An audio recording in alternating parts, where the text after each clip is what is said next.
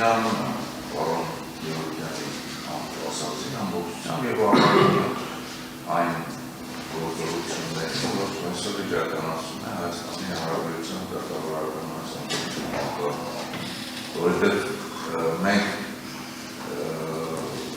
այն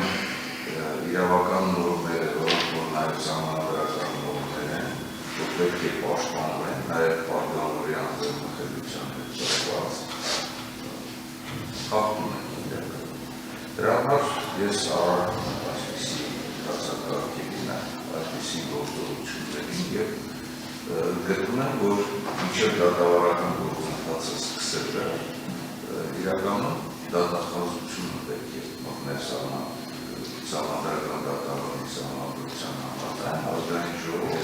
և անդրադարձության հարցը քննարկվեր, որից հետո այս